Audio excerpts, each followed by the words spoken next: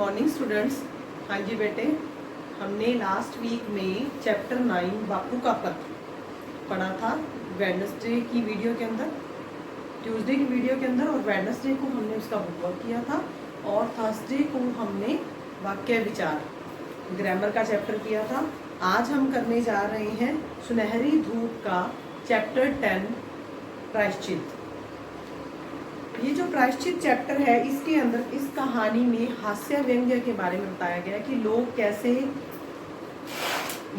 कैसे अंधविश्वासों में फंस जाते हैं और उन अंधविश्वासों में फंसकर वो पंडित जी को घर पे बुलाते हैं या किसी से पूछताछ करते हैं, उस तरीके के उपाय करवाने पे करते हैं। तो इस पाठ के अंदर अंधविश्वास करने वाले लोगों पर करारा प्रहार किया गया है।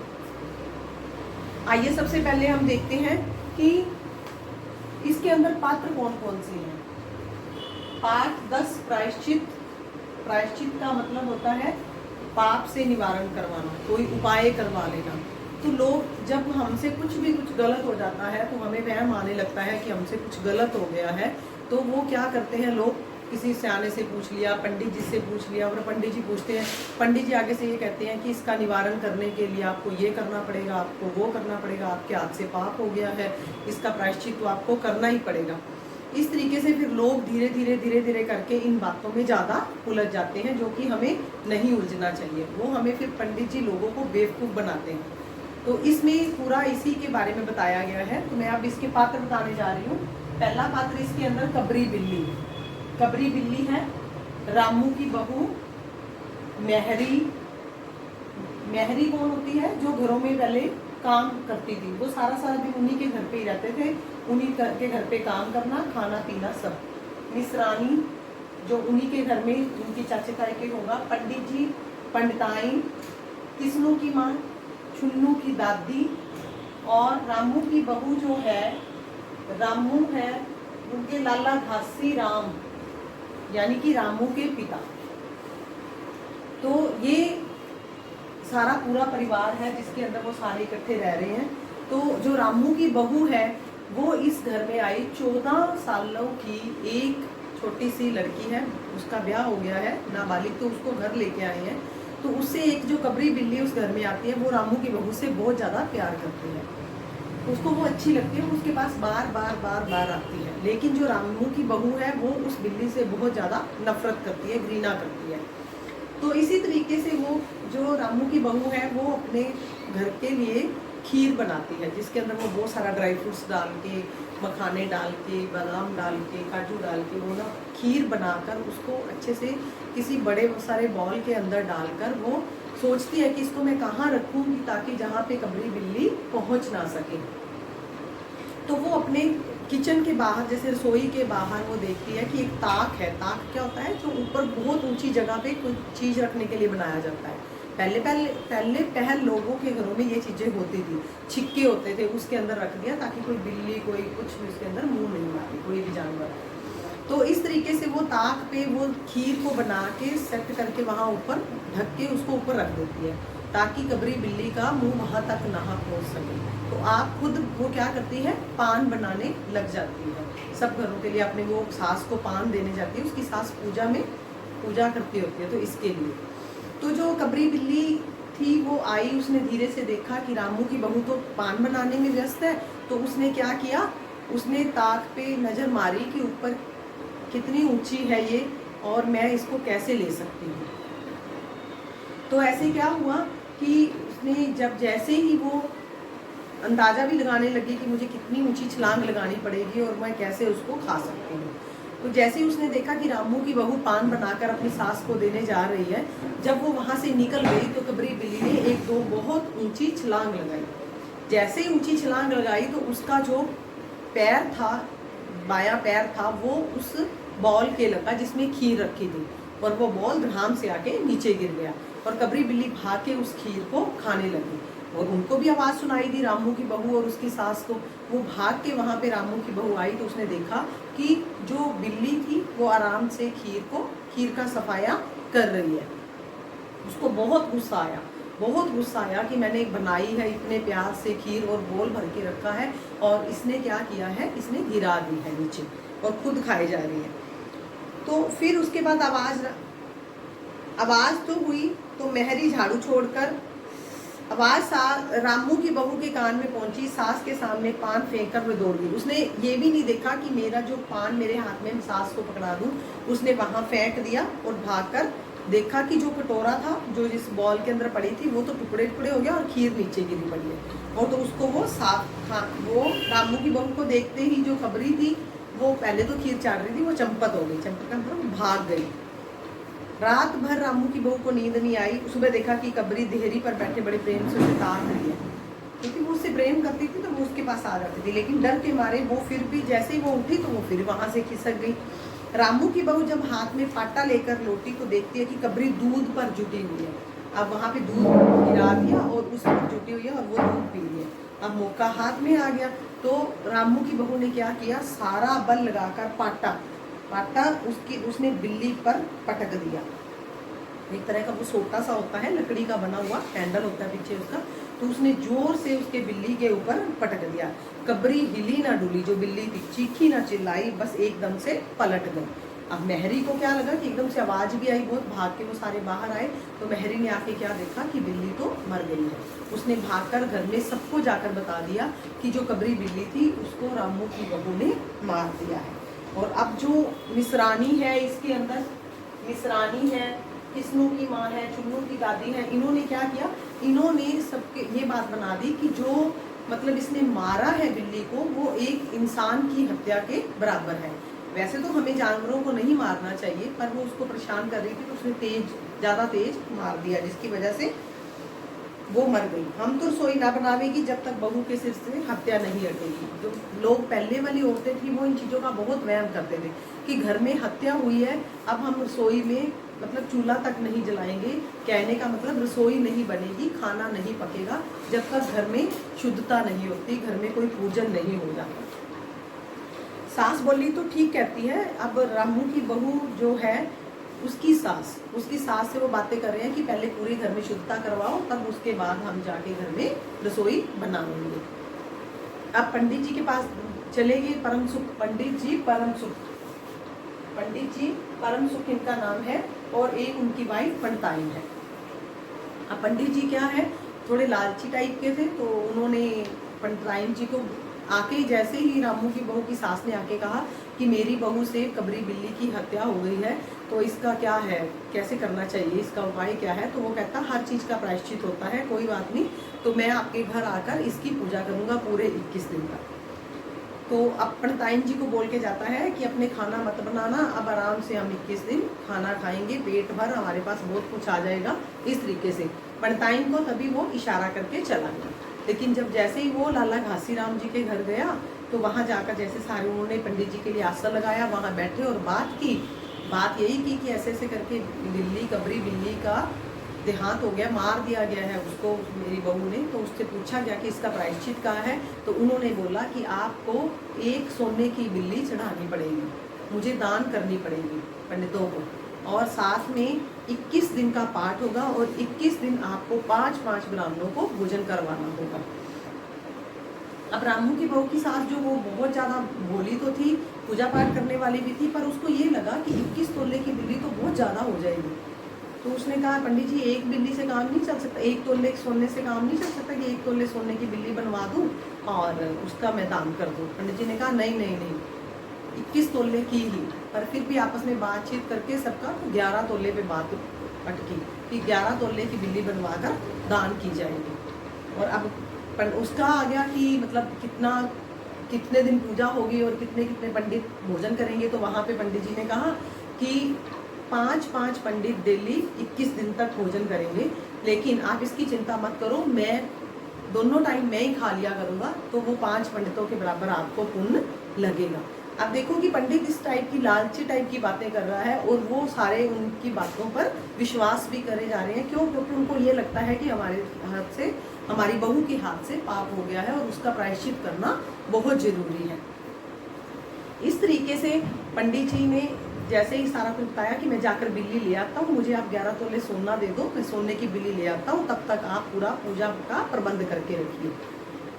तो वो अभी बातें कर ही रहे होते हैं कि इतने में मेहरी भाग कर आ जाती है। मेहरी आकर क्या कहती है, मेहरी आकर कहती है कि माँ जी कि वो जो बिल्ली है वो तो वहाँ उठकर वहाँ से भाग गई है। तो इस तरीके से वो सारे एक दूसरे को देखने लग जाते हैं। अब ये देखो कि अब बिल्ली चली गई है तो उनके लिए तो अच्छा हुआ, रामू की बहू और उसकी सास, उनका परिवार के लिए तो अच्छा हुआ कि क्योंकि वो जो पंडित उसको लालची बनकर उनसे हथियाना चाह रहा था सब कुछ, वो उनका बच गया। लेकिन यहाँ तो ऐसे बच गया, लेकिन अगर बाई चांस वो सचमुच मरी होती तो उनको देना पड़ता। तो आजकल की जो हमारे भारतीय लोग हैं, हालांकि अभी तो अब कम हो गया है क्योंकि आजकल की जो जनरेशन है इन चीज़ों पे विश्वास नहीं करती है, पर फिर भी हमें इन बातों पे विश्वास नहीं करना चाहिए क्योंकि ये सब पंडित ऐसे झूठ मूठ में लालची होते हैं और दूसरों से जितना भी पैसा होता है कोशिश करते हैं कि उपाय के चक्कर में इनसे हम ले लें। तो ये चीज़ गलत है। तो पंडितों को भी ये चीज़ नहीं करनी चाहिए और लोगों को भी इन चीज़ों से सीखना चाहिए कि हमारे लिए क्या चीज़ सही है और क्या चीज़ गलत है। हाँ जी बेटा, आपका चैप्टर तो रीड हो गया है पूरा। अब हम इसकी जो बुक वर्क है वो हम अपनी लाइव क्लास में मंडे को, आप सब बच्चे अपनी बुक्स लेके बैठेंगे और साथ में पेंसिल, तो मैं आपको मंडे को लाइव क्लास में इसका बुक वर्क करवा दूंगी और क्वेश्चन आंसर्स आपको सेंड कर दूंगी। धन्यवाद।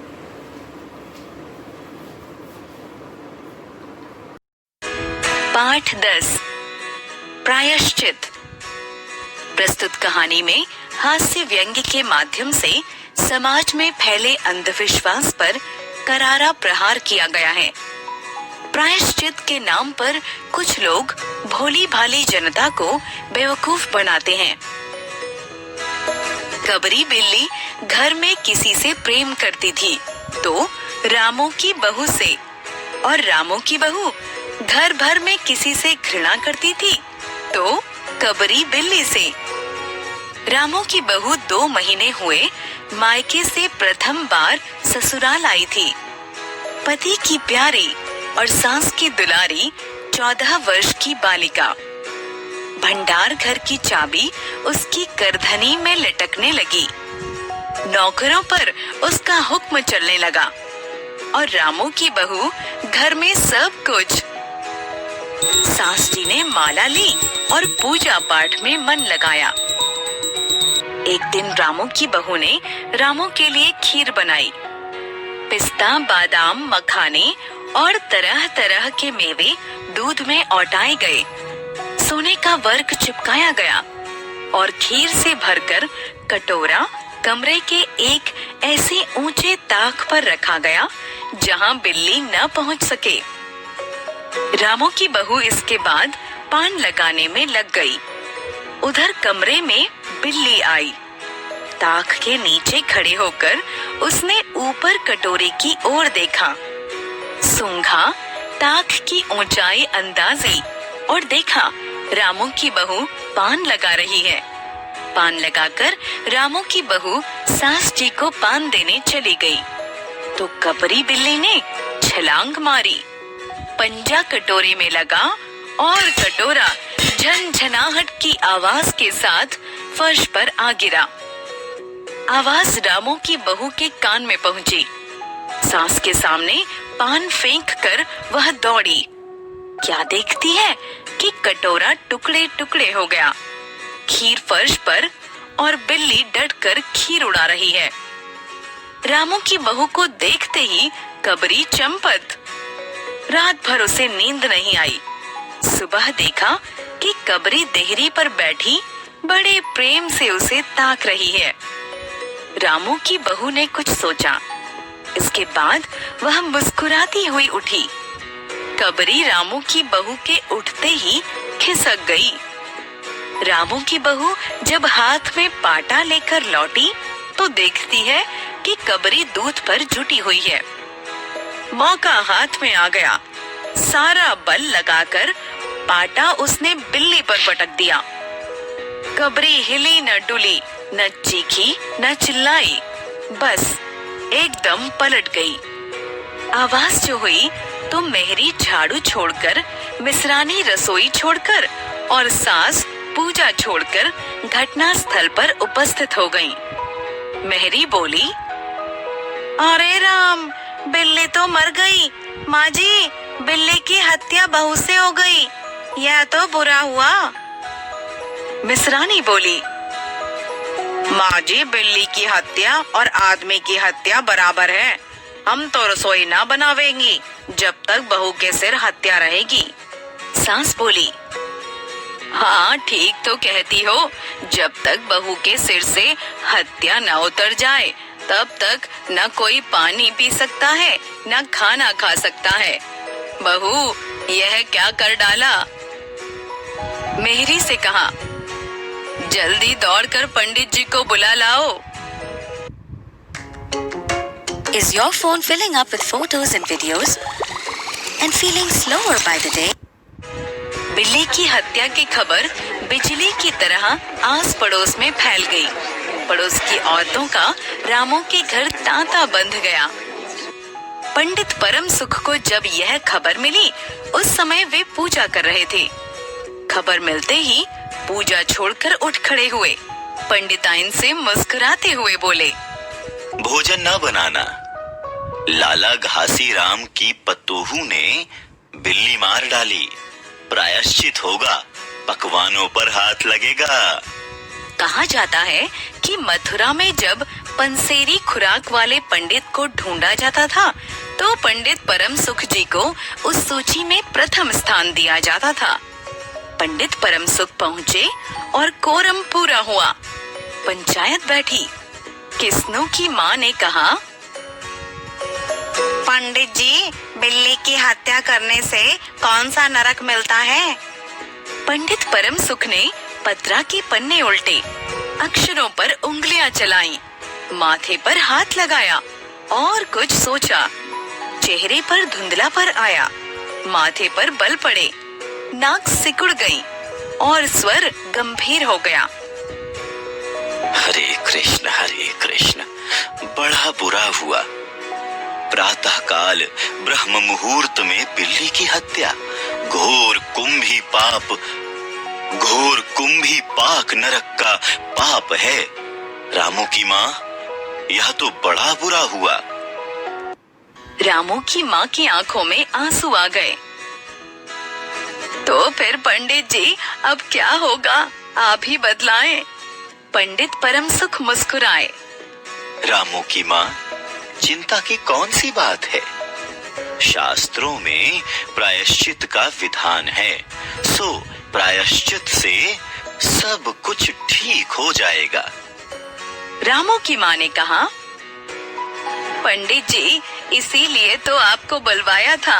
अब आगे बतलाओ, क्या किया जाए? क्या किया जाए?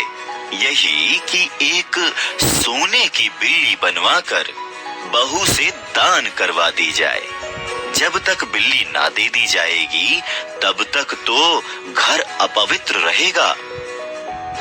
बिल्ली दान देने के बाद 21 दिन का पाठ हो जाए।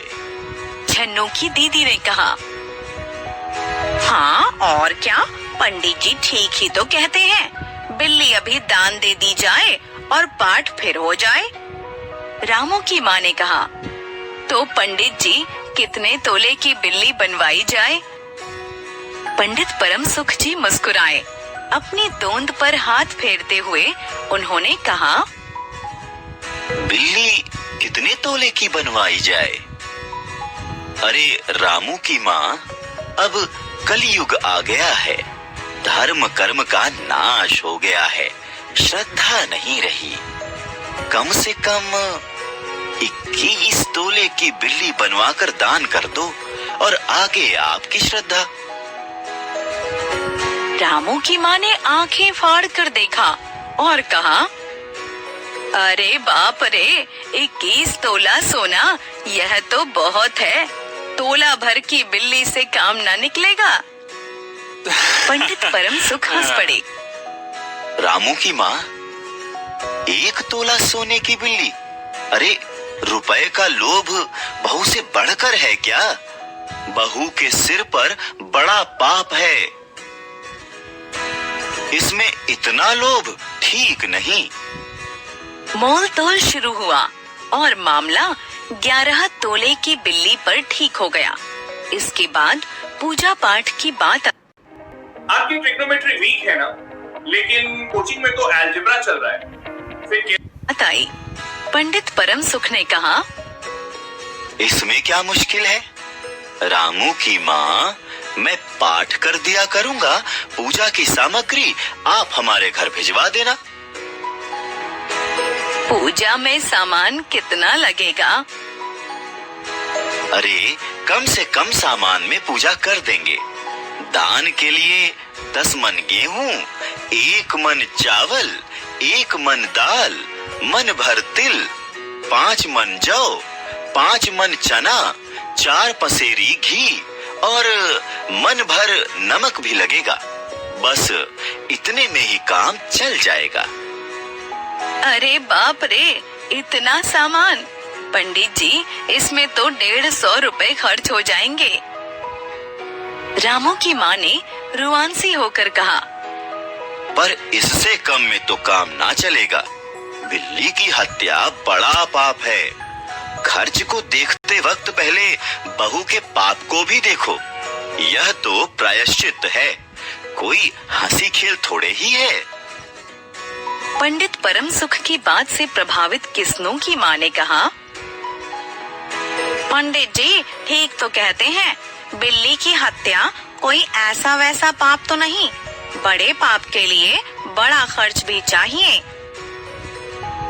चुन्नू की दादी ने कहा, और नहीं तो क्या, दान पुण्य से ही पाप कटते हैं।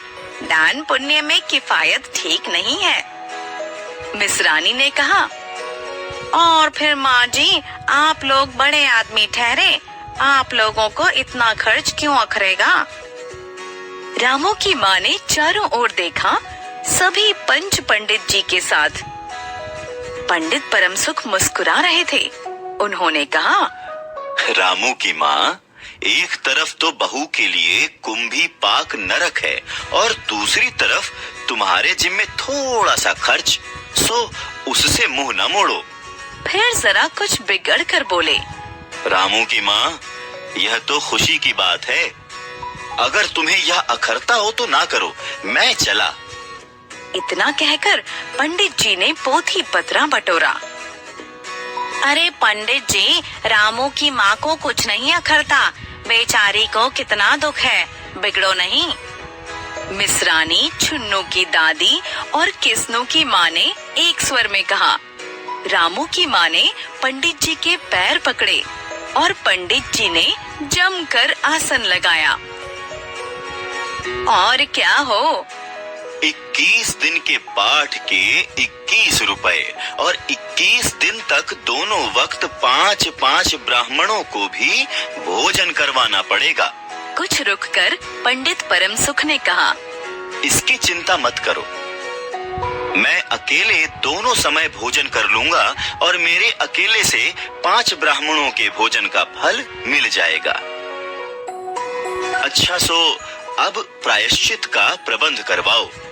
रामू की माँ, 11 तोला सोना निकालो, मैं उसकी बिल्ली बनवा लाऊं। 2 घंटे में मैं बिल्ली बनवा कर लौटूंगा। तब तक पूजा का सब प्रबंध करके रखो और देखो, पूजा के लिए। पंडित जी की बात समाप्त भी न हुई थी कि मेहरी हाफती हुई कमरे में घुस आई। सब चौंक उठे। रामू की माँ ने घबरा कर कहा, अरे क्या हुआ री? मेहरी ने लड़खड़ाते स्वर में कहा, माँ जी, बिल्ली तो उठकर भाग गई। भगवती चरण वर्मा।